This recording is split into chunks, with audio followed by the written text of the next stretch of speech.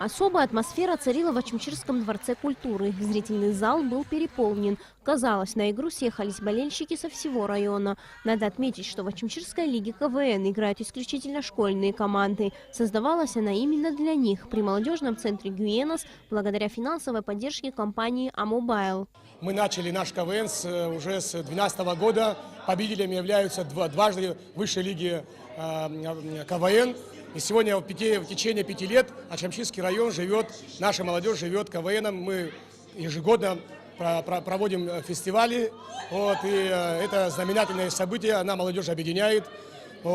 Конечно, хотелось бы поблагодарить в этом помощь нам оказывала компания Mobile.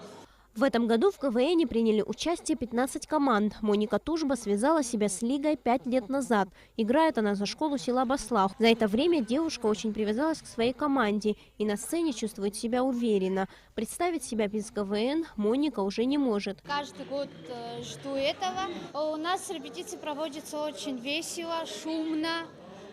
Мы все вместе придумываем шутки. Иногда, конечно же, это сложно, но мы стараемся.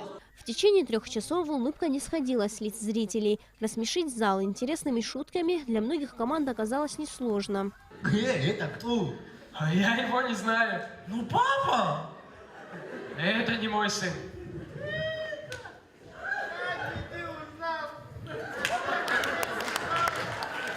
В этот вечер все команды привезли с собой много смеха и веселья. Особенно зал рукоплескал первоклашкам, которые шутили на взрослые темы и профессионально играли на сцене. Тук-тук, все ночевают, затамут, огромные цердыру входят подождался, шоп-опуд повезрюгам Сызат басывает, а ты все дозби, а хригу и тора отказывает, и штаб-пора.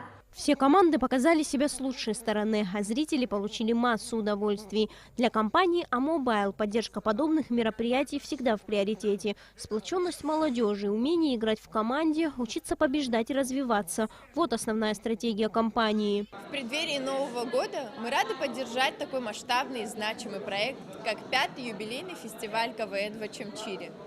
Сегодня Амобайл дарит праздник городу и молодежи. Мы гордимся талантливыми ребятами нашей страны, которые продемонстрировали находчивость и искрометный юмор.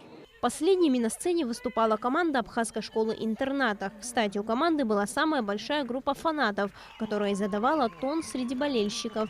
Для всего зала стало сюрпризом, что на сцену в одежде Деда Мороза вышел участник проекта «Ты супер танцы» Леон Кабба и победительница прошлого сезона Валерия Адлиба.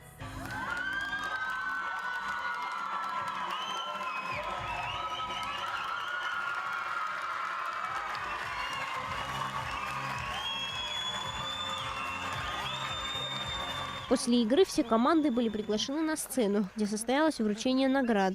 Сария Смыр, Леон Адлиба, Абхазское телевидение.